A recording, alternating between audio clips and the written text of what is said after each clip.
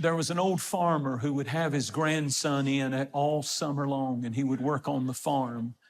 And he lived a meager life, and he just had an old farmhouse and some animals and farmed the land, and had one field that was full of rocks. And the son said, all I ever did the whole summer was take a flatbed trailer and an old mule and throw rocks that had washed down by the rain out of that field.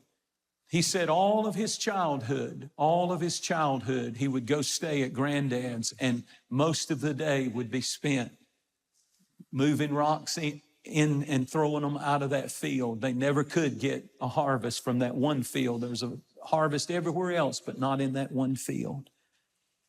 And finally, the old grandpa died, and this is a true story.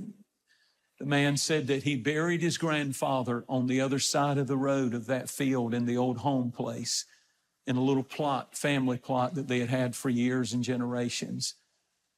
And about 20 years later, this man happened to go back home to a family reunion with the rest of the family that was still alive.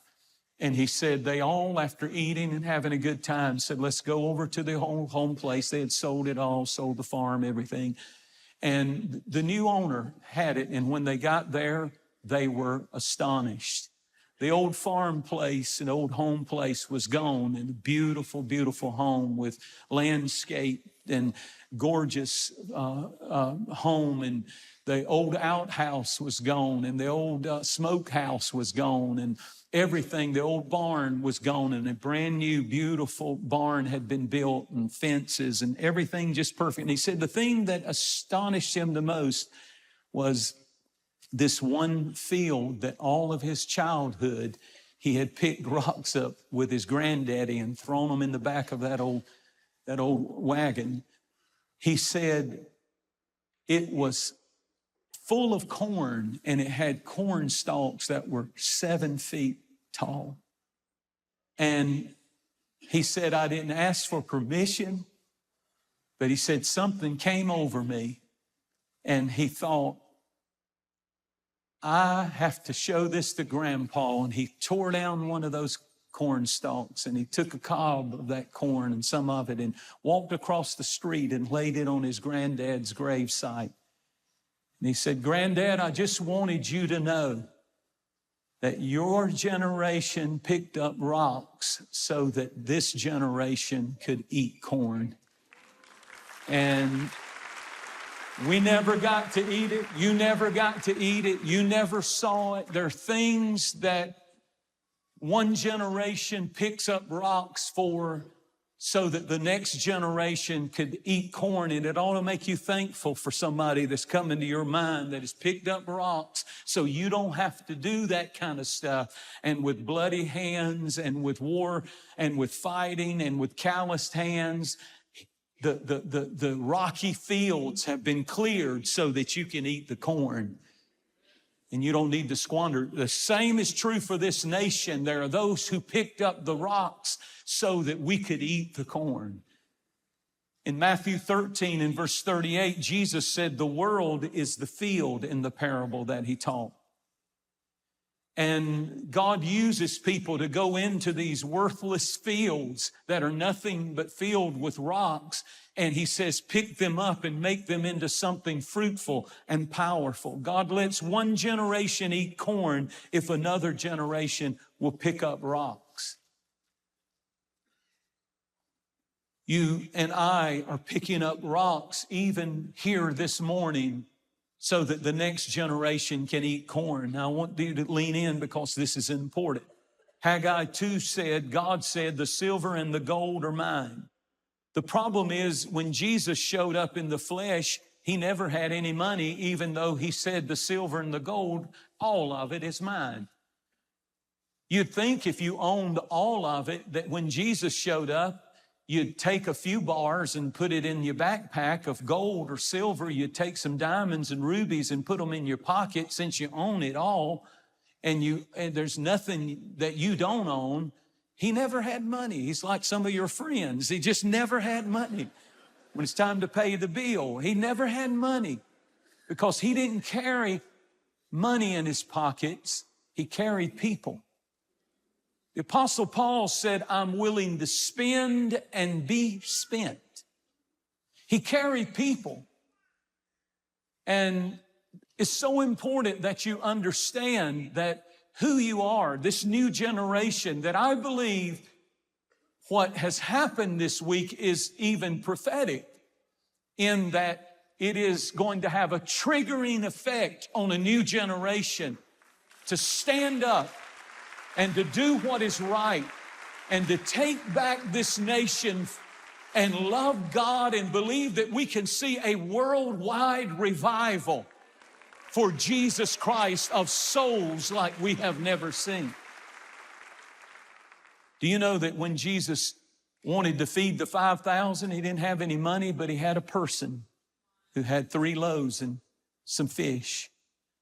And when it was time to pay his taxes, not his Herod's tax, this was the temple tax. And the temple tax is said in the book of Leviticus was a half a shekel if you were 20 years of age or over. 20 years of age or over.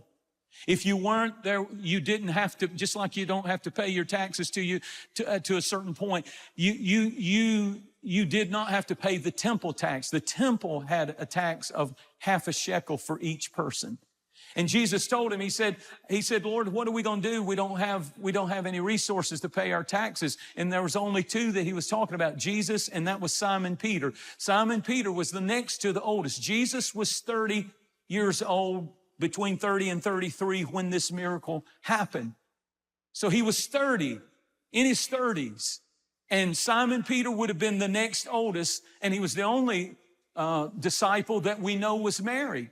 This is just a historical fact. He was married. We know he was married because when his mother had a fever, Jesus healed her in the city of Capernaum. The rest of them were single. Unless we can find no examples of the other disciples being married.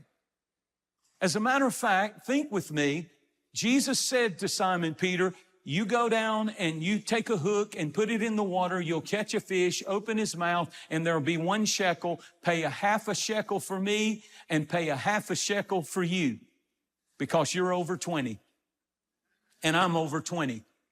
But what about the other 11 disciples? I'm telling you that in spite of what the old pictures look like, a bunch of old guys with gray beards and stuff, they were teenagers. They were probably 18, 19, 17. They were teenagers. Jesus said, I'm going to change the world with a new generation.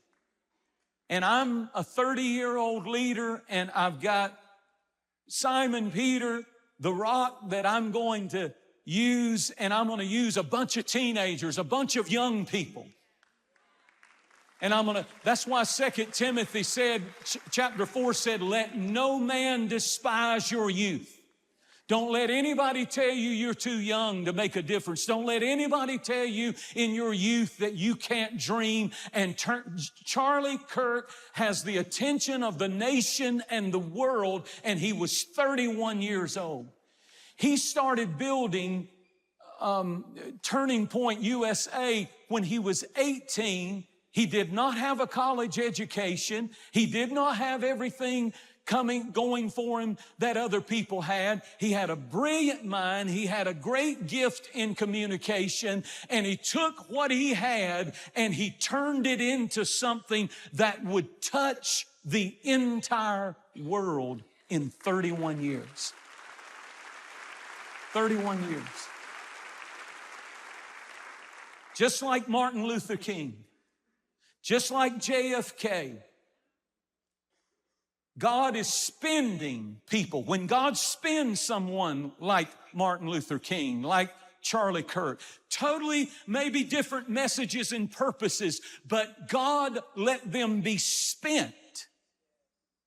Anytime God spends someone, it's because he's buying someone. And I believe he let Charlie Kirk be spent because he was buying a generation. A generation that would be strong and courageous.